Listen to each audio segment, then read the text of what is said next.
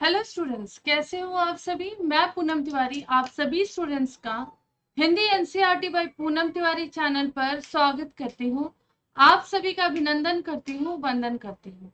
उम्मीद करती हूँ कि आप सभी की पढ़ाई अच्छी चल रही होगी और आप लोग बहुत अच्छे से पढ़ते होंगे और मेरे चैनल पर वीडियो जरूर देखते होंगे और ये वीडियोस आप लोगों के लिए काफी बेनिफिशियल होती होंगी। आज हम लोग पढ़ने वाले हैं एनसीईआरटी का सिलेबस क्लास 7th का मिठाई वाला जो चैप्टर नंबर 5 है। इसके पहले के 4 चैप्टर मैंने पढ़ा दिए हैं, उसके वीडियोस अपलोड कर दिए हैं। और मैं हर क्लास में जो मेरी टीचिंग है वो इस तरह की है कि अगर बच्चा क्लास 7th का है या कॉम्पिटिटिव एग्जाम का कोई कैंडिडेट है और उसके सिलेबस में एग्जाम के सिलेबस में एनसीईआरटी सिलेबस है तो अगर वो भी पढ़ेगा तो उसे भी बेनिफिशियल होगा। मैंने सारे इंपॉर्टेंट पॉइंट्स को या तो स्टार लगाया है या फिर उन्हें बताया कि ये पॉइंट इंपॉर्टेंट है।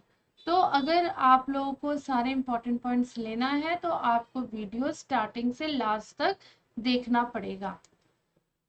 तो बिना किसी रुकावट के हम लोग हमारी क्लास आज यहाँ पर स्टार्ट करते हैं, जिसका नाम है मिठाई वाला पार्ट 5। और लिखने वाले होते हैं श्री भगवती प्रसाद वाजपेयी जी, जिनका जन्म 1899 को होता है और जिनका देहांत 1973 में हो जाता है। क्लास को स्टार्ट कहानी को पढ़ने से पहले हम भगवती प्रसाद वाजपेयी जी के बारे में कुछ जानेंगे। तो इनका जन्म वाजपेयी जी का जन्म कानपुर में सन 1899 में हुआ था। उनकी पहली कहानी रही है यमुना। 1923 में श्री शारदा नाम की पत्रिका में प्रकाशित हुई।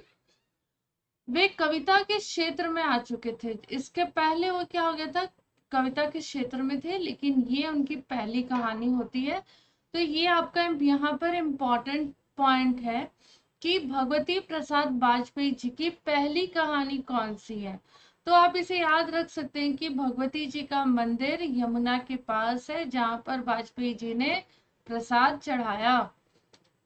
और शारदा देवी, शारदा माँ शारदा, याद रखिएगा, माँ शारदा की पत्रिका में उनकी पहली कहानी क्या हुई, प्रकाशित हुई थी।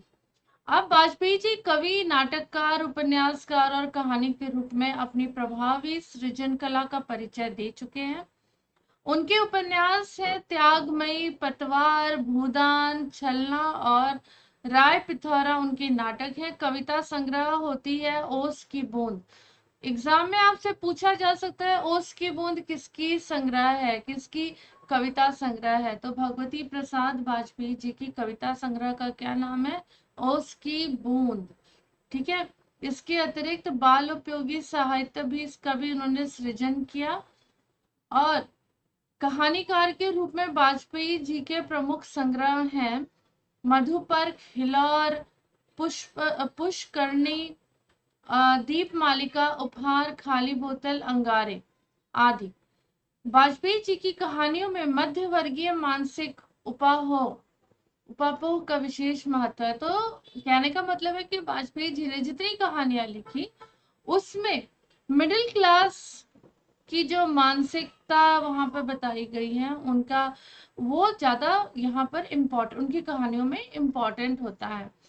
साथ ही साथ में समाज के जो बदलते वातावरण है, क्लाइमेट नहीं, जो लोग जिस समाज में रहते हैं, जिस तरीके से समय समय पर समाज बदलता है, नई पीढ़ी आती है, पुरानी पीढ़ी जाती है, तो उस समय में जो वातावरण बदले, जो नए नए प्रश्न आए, जो नई नई समस्या आई, उनका समाधान कैसे निकाला जाए, ये सारी चीजें उनकी वाजपेयी जी की कहानियों में विशेष महत्व रखती हैं। उन्होंने जो अपनी कहानियां लिखी हैं उसमें समाज में जो परंपरा चलती आई है, जो रूढ़ियां हैं, कुरीतियां हैं, उनसे लेकर कहानी लिखी। इसका मतलब ये था कि वो यथार्थवादी थे, है ना। अपनी कहानियों में समाज के यथार्थ बातों का, यथार्थ जो समस्याएं थी, यथार्थ का चित्रण उन्होंने किया। और उन्होंने विभिन्न वर्गों के बीच की दूरी, जैसे हमारा एक समय था जब हमारा धर्म जो है वो 4 इसमें बटा हुआ था, ब्राह्मण, क्षत्रिय, ठीक है, और शूद्र और वैश्य। तो ये इनके प्रति जो बड़ी समुदाय है उनका जो छोटी समुदाय के प्रति अविश्वास, घृणा, ये सारी बातों का उन्होंने अपनी कहानियों में बहुत सुंदर तरीके से चित्रण भी किया है। अब कहानियों में कहीं कहीं प्रेमचंद्र के आदर्शोन्मुख सामाजिक यथार्थ के भी दर्शन होते हैं। अब प्रेमचंद जी जो थे उन्होंने अपनी कहानियों में क्या लिखा, समाज के यथार्थ को प्रेजेंट किया। ये भी यथार्थवादी थे। इन्हें शर्म नहीं थी कि ये फटे जूते पहनते थे, इन्हें शर्म नहीं थी कि उनके पास पैसे नहीं थे। वो समाज की परेशानियों को बताते थे कि कोई इंसान कितना ही पढ़ा लिखा रहा है लेकिन पैसे बहुत मायने रखते हैं। और वो बहुत प्रचलित थे, उपन्यासकार थे, युग प्रवर्तक के नाम से वो जाने गए प्रेमचंद जी। लेकिन साथ में उनकी गरीबी ने उनका बहुत ही आर्थिक तंगी में उनका जीवन उन्होंने व्यतीत किया। तो उन्होंने भी, प्रेमचंद जी ने भी अपने कहानियों में, अपनी लेखनी में क्या प्रस्तुत किया, समाज के यथार्थ आदर्शों को प्रस्तुत किया। कहीं तो कहीं शरद चंद्र की भावुकता और मार्मिकता मिलती है। तो कहीं कहीं शरद चंद्र जी की किसकी कहानियों में, वाजपेयी जी की कहानियों में भावुकता मिलती है, इमोशंस मिलते हैं, मार्मिकता मिलती है।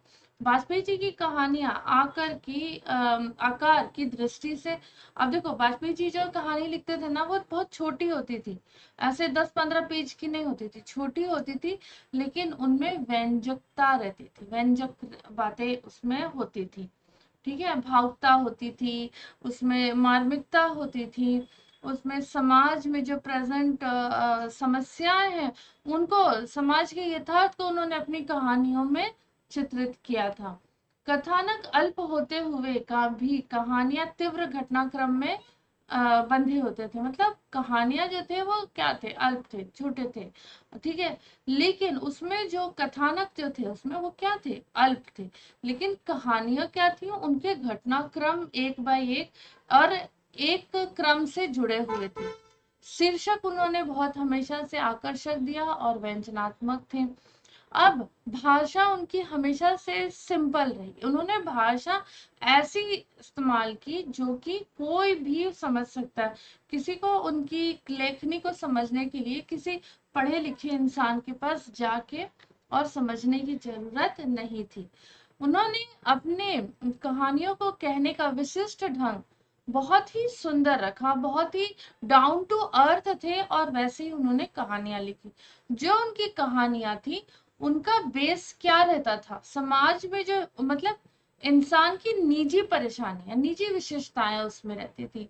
जो कहानी लिख रहा है, जो उसका पात्र है, उसकी उसकी पर्सनल बातें, उससे पर्सनल जुड़ी समस्याएं को उन्होंने बहुत ही सुंदर तरीके से अपने लेखनी में प्रस्तुत किया। और यही उनकी कहानियों की, उनकी लेखनी की विशेषता रही है। अब भगवती जी की जो प्रसिद्ध कहानी रही वो था मिठाई वाला। इसके अतिरिक्त उन्होंने कई कहानियां लिखी जिसमें जो मेन थे मधुपर्क, हिलौर, खाली बोतल, उपहार और छलना। भगवती जी की उपन्यास रही है प्रेम पथ, मीठी चुटकी, अनाथ पत्नी और त्यागमयी दो बहनें, मनुष्य और देवता। और इनकी कुल उपन्यास कितनी रही, इन्होंने 34 उपन्यास का सृजन इन्होंने किया है। और जो इनके नाटक चर्चित रहे, काफी फेमस रहे, वो थे राय पिथौरा और छलना। भगवती जी की एक कहानी संग्रह, कविता संग्रह है जो कि काफी फेमस रही, उसका नाम था ओस की बूंद। ये भी आपकी बहुत इम्पोर्टेंट है। अच्छा, इस अधूरे वाक्य को एक ऐसे विचित्र किंतु मादक मधुर ढंग से गा कर कहता कि सुनने वाले एकदम अस्थिर हो उठते। स्नेहा भाषित कंठ से फूटा हुआ गान सुनकर निकट के मकानों में हलचल मच जाती, ठीक है। तो स्नेहाभिषिक्त मतलब स्नेह से, प्यार से निकला हुआ प्यार से, स्नेह अभिव्यक्ति से युक्त। अभी देखो यहाँ पर 3 शब्द यहाँ पर है, 3 शब्द यहाँ पर जुड़े हुए हैं। कौन कौन से 3 शब्द हैं? यहाँ पर है स्नेह, स्नेह, स्नेहाभिषक्त, मतलब कि स्नेह से स्नेह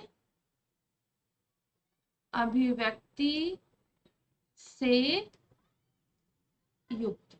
ठीक है, तो जब 2 से 3 वर्ड एक साथ, 2 से 3 पद एक साथ मिलते हैं और मिलके एक नए पद का निर्माण करते हैं, उसी को हम क्या बोलते हैं?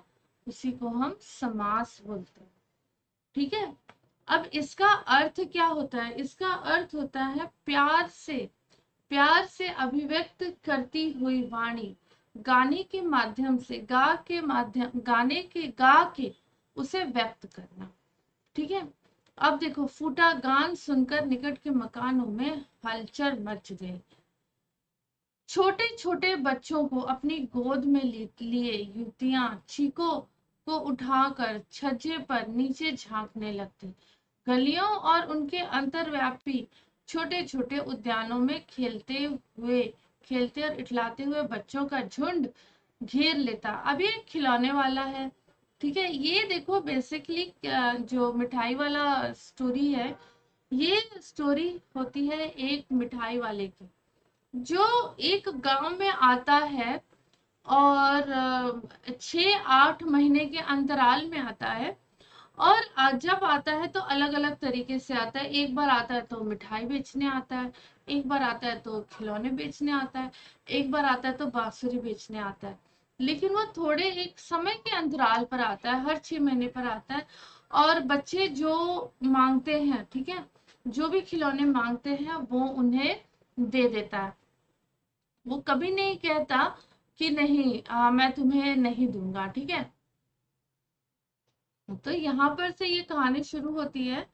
तो अभी वहां के कुछ लोग हैं, वो सोचता है, मिठाई वाला सोचता है कि उसे कोई ऑब्जर्व नहीं कर रहा, लेकिन अंत में उसे पता चलता है कि उसे भी कोई है जो यहाँ ऑब्जर्व कर रहा है, कि कोई आता है और बच्चों को उनके मन चाहे खिलौने कम से कम दाम में देकर चला जाता है।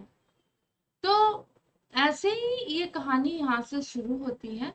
बहुत ही मीठे स्वरों के साथ गलियों में घूमता हुआ कहता है, बच्चों को बहलाने वाला, खिलौने वाला। तो जो ये मिठाई वाला है, अब जो आया है, ये किस रूप में आया है? खिलौने वाले के रूप में आया है।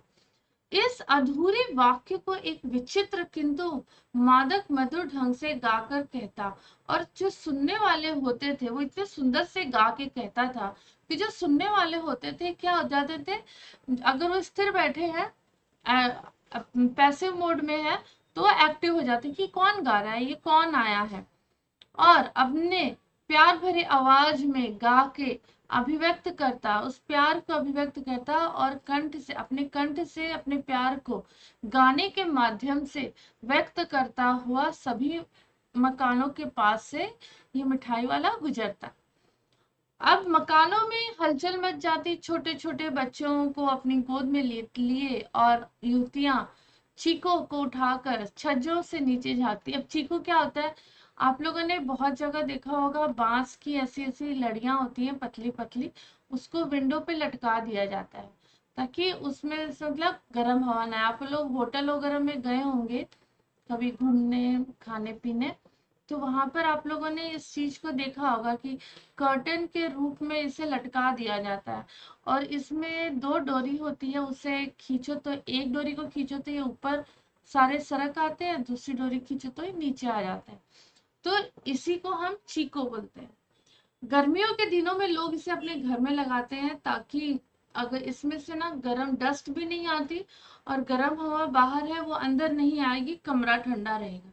और अगर इन बांस की पतली पतली लकड़ियों पर अगर पानी डाल दिया जाए तो घर में ठंडा ठंडा मौसम सा रहता है, घर में ठंडा बना रहता है, गर्मी का एहसास नहीं होता। तो उस समय गांव में और लोगों के घर में वो लगे हुए थे वैसे कर्टन, और उस समय ऐसा था कि औरतें बाहर नहीं आती थी, तो वो क्या करती थी, उसी में से झांक के देखती थी कि आखिर कौन आया है। गलियों और अनेक उनके अंतर्व्यापी छोटे छोटे उद्यानों में खेलते खेलते और इठलाते हुए बच्चे उन्हें झुंड बनाकर मिठाई वाले को घेर लेते थे, और तब वो खिलौने वाला वहीं बैठकर अपने खिलौनों की पेटी खोल देता। बच्चे खुश हो जाते, पुलकित हो जाना मतलब खुश हो जाना। वो पैसे लाकर खिलौने का मोल भाव करने लगते, पूछते, इचका दाम क्या है? ऑल इचका। ऑल इचका मतलब अपनी, तो बच्चे छोटे हैं तो अपनी तोतली भाषा में पूछ रहे हैं कि इसका दाम क्या है, और इसका दाम क्या है, और इसका दाम क्या है। खिलौने वाला बच्चों को देखता और उनकी नन्ही नन्ही उंगलियों से पैसे ले लेता। लेकिन उनकी इच्छा अनुसार बच्चे बच्चे को जो खिलौने चाहिए रहता था, भले वो कितना महंगा हो, तो वो उसे उठा के दे देता था। खिलौने लेकर फिर बच्चे उछलने कूदने लगते, और फिर खिलौने वाला उसी प्रकार गा कर कहता, बच्चों को बहलाने वाला खिलौने वाला, सागर की हिलोर की भांति उसका यह मादक गान गली भर के मकानों में इस ओर से उस ओर तक लहराता हुआ पहुंचता। खिलौने वाला आगे बढ़ जाता। राय विजय बहादुर, अब यहाँ पर एक नए पात्र आते हैं कि बच्चे एक दिन खिलौने लेकर घर आए। वे दो बच्चे थे, चुन्नू और मुन्नू। चुन्नू जब खिलौने ले आया तो बोला, मेघा मेला घोला कैसे छंदल है। मतलब वो चुन्नू जो बच्चा है वो बोलता है, मेरा घोड़ा कितना सुंदर है, और अपनी तोतली भाषा में बोल रहा है। मुन्नू बोला, और देखो मेला कैसा धुंधल है। और वो कहता, दूसरा बच्चा जो है वो कहता, हाँ और देखो मेरा भी खिलौना कितना सुंदर है।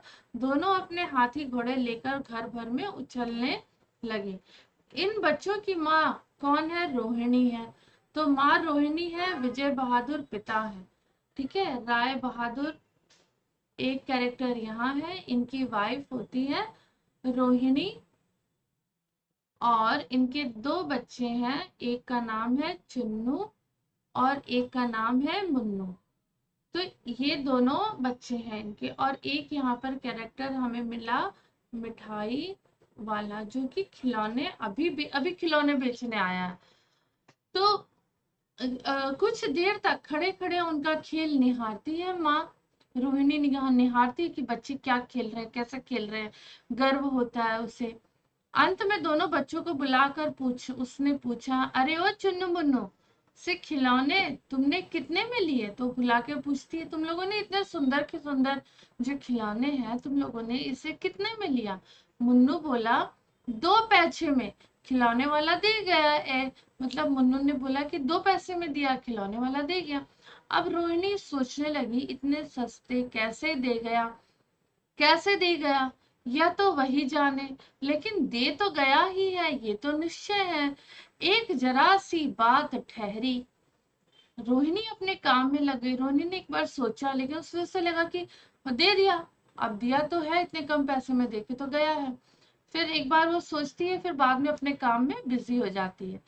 फिर इस बात पे उनसे विचार करने की जरूरत पड़ी ही नहीं। बाद में दूसरा एपिसोड, 6 महीने बाद नगर भर में 2-4 दिनों में एक मुरली वाले ने आने का समाचार फैल गया। अब 6 महीने बीत गए, उसके बाद एक मुरली वाला गांव में आया है। ये बात पूरे गांव में फैल जाती है। लोग कहने लगे, भाई वाह, मुरली बजाने में तो आप उस्ताद हो, मुरली बजाकर गाना सुनाकर मुरली बेचता भी है। 2 पैसे में भला उसे मिलता क्या होगा? मेहनत भी तो ना आती होगी। अभी ये जो मिठाई वाला जो आया था, अभी इसने खिलौने वाला बन के आया, फिर 6 महीने बाद मुरली वाला बन के आया। तो लोग हैरान है कि सस्ते दामों में खिलौने क्यों बेच देता है, इसको आमदनी कितनी होगी, इसका घर कैसे चलता होगा, इसको कुछ फायदा भी होता होगा कि नहीं होता होगा, और मुरली इतनी सुंदर बजाता है। एक व्यक्ति ने पूछा, कैसा है वह मुरली वाला? मैंने तो उसे देखा ही नहीं। उत्तर मिलता है कि उम्र तो उसकी अधिक ना होगी, यही 20 का होगा, 32 का होगा, दुबला पतला गोरा युवक है, बीकानेरी रंगीन साफा बांधता है। वही तो नहीं जो खिलौने बेचा करता था? क्या वो पहले खिलौने बेचा करता था? अब देखो, अब खिलौने वाला 6 महीने के बाद आ रहा है, उसे लग रहा है कि उसे लोग भूल गए होंगे, लेकिन लोगों ने ये ऑब्जर्व किया है, क्या ये वही आदमी है जो खिलौने अभी मुरली बेचने आया है, जो पहले खिलौने बेचने आया था? हाँ, जो आकार प्रकार तुमने बताया उसी प्रकार का वह भी था, तो वही होगा। पर भाई, वह तो उस्ताद है। अब लोग यहाँ पर नोटिस कर रहे हैं, नोटिस करके भी वो नजरअंदाज कर रहे हैं कि हाँ, हो सकता है वही होगा, अब मुरली बेचने आया है। रोज प्रतिदिन इस प्रकार उस मुरली वाले की चर्चा होती।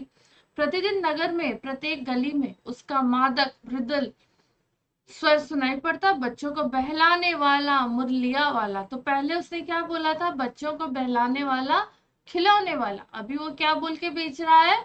बच्चों को बहलाने वाला मुरलिया वाला। रोहिणी ने भी मुरली वाले का यह स्वर सुना, तुरंत ही उसे खिलौने वाले का स्मरण आया। उसने कहा कि अरे, ये तो वैसी आवाज लग रही है, उसी तरह से ये भी बेच रहा है। मन ही मन कहा कि खिलौने वाला भी इसी तरह गा गा कर बेचा करता था। रोहिणी उठकर अपने पति विजय बाबू के पास गई। जरा उस मुरली वाले को बुलाओ तो चुन्नू मुन्नू के लिए ले लो। क्या ये पता ये वही या फिर इधर आए ना आए, वे भी जान पड़ता है। पार्क में खेलने निकल गए हैं। विजय बाबू को एक समाचार पत्र पढ़ रहे थे, उसी तरह उसे लिए हुए वे दरवाजे पर आके मुरली वाले से बोले, क्यों भाई, किस तरह देते हो मुरली? किसी भी टोपी गली में गिर पड़ी, किसी के जूता, अभी वो मुरली बेचने आया है। अब लोग बच्चे क्या है, भाग के उनके पास जा रहे हैं, तो किसी की टोपी गिरती है, किसी का चप्पल छूट जाता है, किसी का पजामा ढीला होकर लटक आया है। इस तरह दौड़ते हाँकते हुए बच्चों का झुंड आ पहुंचा।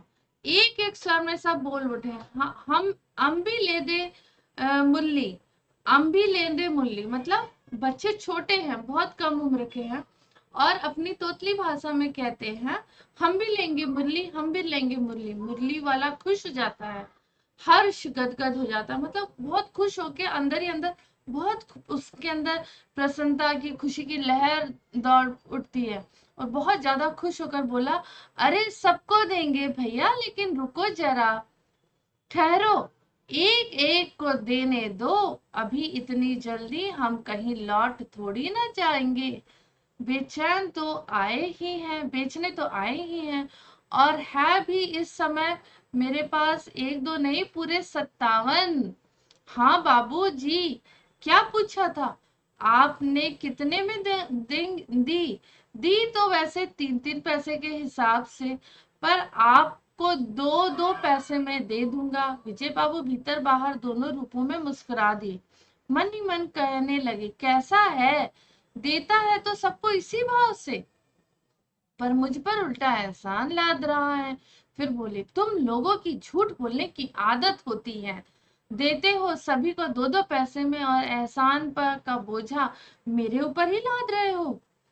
तब मुरली वाला एकदम से अप्रतिभ हो उठता है, बोला, आपको क्या पता बाबूजी कि इनकी असली लागत क्या है? यह तो ग्राहकों का दस्तूर होता है कि दुकानदार चाहे अपना नुकसान उठाए, चाहे उसको फायदा हो, वो कुछ कोई भी चीज क्यों बेचे, पर जब तक उसे अगर हानि उठाकर कोई चीज क्यों ना बेचे, पर ग्राहक यही समझते हैं कि दुकानदार मुझे लूट रहा है। आप भला काहे को विश्वास करेंगे, लेकिन सच पूछिए तो बाबूजी, असली दाम तो 2 ही पैसा है। आप कहीं से 2 पैसे में ये मुरली नहीं पा सकते। मैंने तो पूरी 1000 बनवाई थी, तब मुझे ये भाव पड़ी थी। विजय बाबू बोले, अच्छा, मुझे ज्यादा वक्त नहीं, जल्दी से दो ठो निकाल दे दो। दो ठो मतलब 2 दे दो मुझे। 2 मुरलियां लेकर विजय बाबू फिर मकान के भीतर पहुंच गए। मुरली वाला देर तक उन बच्चों के झुंड में मुरलियां बेचता रहा। उसके पास कई रंग की मुरलियां थी। बच्चे जो रंग पसंद करते, मुरली वाला उसी रंग की मुरली निकाल के दे देता, और यह बड़ी अच्छी मुरली है, तुम यही ले लो बाबू। राजा बाबू, तुम्हारे लायक तो बस यह है। हाँ भैया, तुमको वही देंगे, ये लो। तुम्हारी वैसी ना हो, नहीं चाहिए तुम्हें, तुमको वैसी नहीं चाहिए, ये नारंगी रंग की, अच्छा अच्छा वही ले लो। ले आए पैसे, अच्छा ये ले लो, तुम्हारे लिए मैंने पहले से ही निकाल रखी थी। तुमको पैसे नहीं मिले? तुमने अम्मा से ठीक तरह से मांगे ना होंगे, धोती पकड़कर पैरों में लिपट कर अम्मा से पैसे मांगे जाते हैं बाबू। फिर जाओ, फिर जाओ, अब फिर मिल जाएंगे, दुअन्नी मिल जाएंगे, मतलब 2 पैसे मिल जाएंगे। तो क्या हुआ, ये पैसे, ये लो पैसे वापस लो। ठीक हो, ठीक हो गया ना हिसाब, मिल गए पैसे। देखो मैंने तरकीब बताई। अच्छा अब तो किसी को नहीं लेना है, सब ले चुके, तुम्हारी माँ के पास पैसे नहीं है, अच्छा तुम भी यह ले लो। मतलब वो जो मिठाई वाला है, जो खिलौने वाला भी आया है, वो किसी भी बच्चे को नाराज नहीं करना चाहता। जिस बच्चे को जो मुरली चाहिए कम पैसे में, उसको नहीं है तो भी ठीक है, नहीं पैसे हैं तो भी ठीक है, उसमें वो बच्चे को मुरली दे देता है।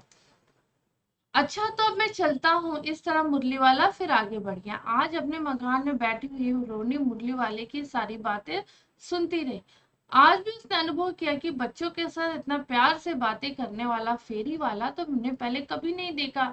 वह सौदा भी कैसा सस्ता बेचता है, मतलब जो सामान बेच रहा है वो सस्ता बेच रहा है। भला किसी आदमी को इतने, अगर कोई इतने कम दाम में सामान बेचा तो उसे फायदा क्या होता होगा। फिर वो सोचती है कि समय की बात है, जो बेचारा इस तरह मारा मारा फिर रहा है, पेट जो ना कराए, थोड़ा सा सोचती है कि बहुत गरीब होगा, इसके पास पैसे उसे होंगे नहीं, अब जो भी मिल जाए, अब महंगा बेचेगा तो वो पैसे भी नहीं मिलेंगे। इसी समय मुरली वाला का क्षीण स्वर दूसरे निकट की गलियों में से सुनाई पड़ा। बच्चों को बहलाने वाला मुरलिया वाला। रोनी इस पर मन ही मन कहने लगी, और स्वर कैसा मीठा है इसका। फिर वो कहती कि कितना मीठा, इसकी कितनी मीठी इसकी आवाज है। बहुत दिनों तक रोहिणी को मुरली वाले का यह स्वर मीठा और उसके बच्चों के प्रति स्नेह सिक्त बातें याद आती रही। मतलब प्यार की बातें जो उस मुरली वाले ने उसके बच्चों के साथ की थी वो याद रही। महीने महीने आगे चले गए, फिर मुरली वाला ना आया। धीरे धीरे ये बातें भी, लोग अपने अपने कामों में व्यस्त हो गए और मुरली वाले को सब भूल जाते हैं। अब बीत जाते हैं 8 महीने। सर्दी का दिन था और रोहिणी स्नान करके मकान की छत पर चढ़ के अजानुलंबित केश राशि सुखा रही थी। मतलब जो तुरंत नहा के निकली थी तो थोड़े थोड़े से उसके बालों में से बाल गीले थे तो पानी टपक रहे थे, तो वो बाल सुखाई थी। और ठंडी का दिन था तो इसी समय नीचे से गली में सुनाई पड़ा, बच्चों को बहलाने वाला मिठाई वाला। तो पहले वो किस रूप में आया, खिलौने वाला, फिर मुरली वाला, और अब वो आता है मिठाई वाला। तो उस समय मिठाई वाला मतलब कि टॉफी वाला होता था, मिठाई नहीं टॉफी वाला। तो मिठाई वाले का स्वर उससे परिचित था। तो फिर उसे, रोहिणी को लगा कि अरे ये तो आवाज सुनी सुनी सी लग रही है। झट से वो नीचे उतर आई। उस समय उसके हस्बैंड जो थे, उनके पति घर पर नहीं थे और उनकी सास थी जो कि बहुत बूढ़ी थी। तो रोहिणी ने उनके पास जाके कहा, दादी चुन्नू मुन्नू के लिए मिठाई लेनी है, मतलब चुन्नू मुन्नू के लिए मुझे टॉफी लेनी है। और उनके निकट और मैं जरा कमरे में चलकर, आप जरा कमरे में चलकर ठहराओ उनको, मैं उधर कैसे जाऊं, कोई तो है नहीं, तो आप चलो, अब आप बैठाओ और मैं चिक की ओट में, वो बांस की ओट में बैठ के मैं बैठी रहूंगी। दादी उस कमरे में उठकर कमरे में जाती, ए मिठाई वाला इधर आना। मिठाई वाला निकट आया, बोला कितनी मिठाई दूं माँ। ये नए तरह की मिठाइयाँ हैं, रंग बिरंगी, कुछ खट्टी कुछ मीठी, जैसे टॉफी मिलती है ना, कलरफुल टॉफी रहती है, कुछ मीठी रहती है कुछ खट्टी रहती है, जायकेदार, बड़ी देर तक मुंह में टिकती है, जल्दी नहीं खुलती, बच्चे बड़े चाव से चूसते हैं। तो ये किसकी बात कर रहे हैं, टॉफी की बात कर रहे हैं। आजकल हम उसे क्या बोलते हैं, कैंडी, है ना। तो इन गुणों के सिवाय ये खांसी भी दूर कर देती हैं। कितनी दूर चट चट चपटी है, मतलब दबी हुई है, गोल है, ठीक है, पहलदार गोलियां हैं। पैसे की 16 दे दो। पहलदार मतलब घेरदार, ठीक है। हाँ। दादी बोली 16 तो बहुत कम होंगे, भला 25 तो दे दो। देते। मिठाई वाला, नहीं दादी अधिक दे सकता, इतना भी देता हूँ। अब मैं तुम्हें क्या, खैर मैं अधिक ना दे सकूंगा। रोहिणी दादी के पास ही थी, बोली दादी फिर भी सस्ता दे रहा है, 4 पैसे के ले लो। यह पैसे रहे। मिठाई वाला मिठाइयाँ गिनने लगा। तो 4 के ही दो। अच्छा 25 नहीं, सही 20 ही दो। अरे माँ, अरे हाँ मैं बूढ़ी हुई, मोल भाव मुझे ज्यादा नहीं आता अभी।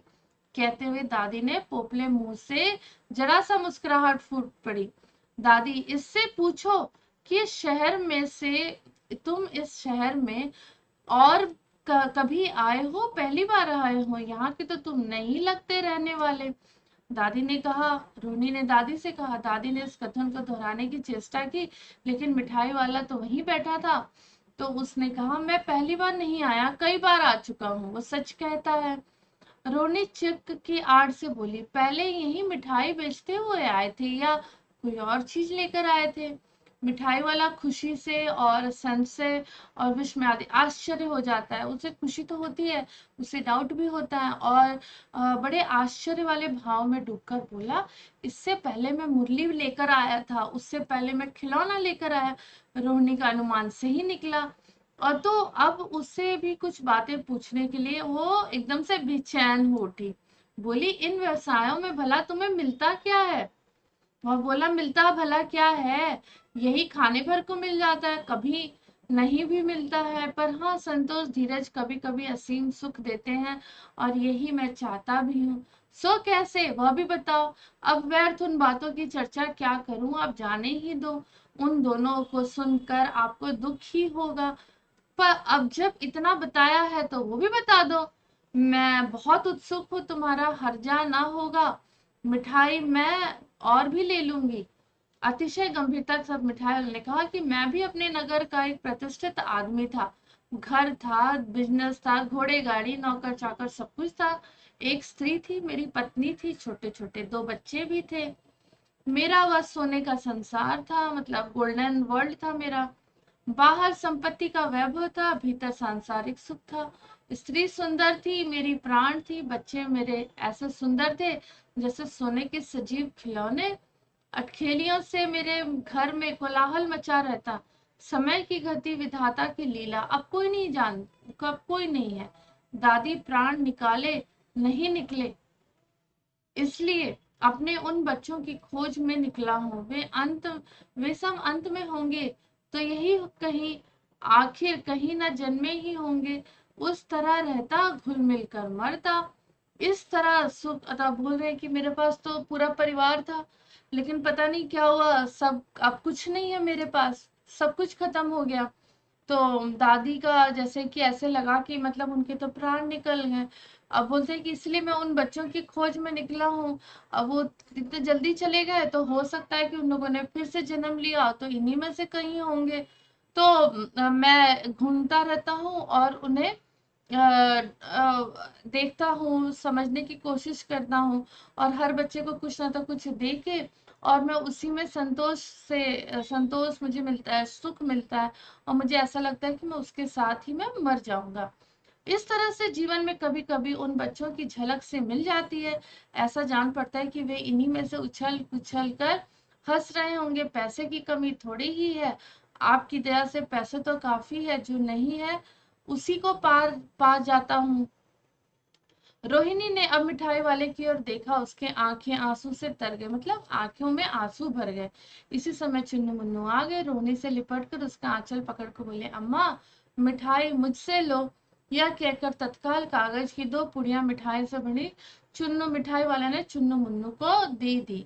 रोहिणी ने भीतर से पैसे फेंक दिए। मिठाई वाले ने पेटी उठाई और कहा, अब इस बार पैसे ना लूंगा। दादी बोली, अरे अरे नाना, अपने पैसे ले जा भाई। तब तब तक आगे फिर सुनाई पड़ा उसी प्रकार मादक मृदु स्वर में, बच्चों को बहलाने वाला मिठाई वाला, मतलब मिठाई वाला दादी माँ की बातों को नजरअंदाज करके वो आगे चला गया, क्योंकि उसके कहीं ना तो कहीं जो उसके साथ गलत हुआ, ऐसा हादसा हुआ, वो कहीं ना तो कहीं एक बार वो तकलीफ फिर से उसके सामने आ गई। और लेकिन फिर वो पीछे मुड़ के देखता नहीं है, और वो मिठाई वाला आगे चला जाता है। वही अपने मीठे मीठे स्वर में गाता है, बच्चों को बहलाने वाला मिठाई वाला। अब हम लोग इस चैप्टर से जुड़े कुछ क्वेश्चन आंसर्स हैं, वो देख लेते हैं। मिठाई वाला अलग अलग चीजें क्यों बेचता था, वह महीने महीनों के बाद क्यों आता था? तो उसके बच्चों की असमय मृत्यु हो गई थी।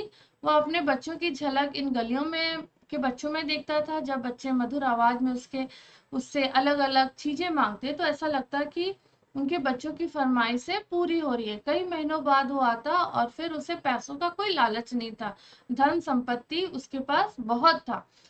वह तो केवल अपने मन को संतुष्ट करने या बच्चों की मनपसंद चीजें बेचा करता था। दूसरों के बच्चों में अपने बच्चों की झलक पाकर संतोष, धैर्य और सुख का अनुभव करता था।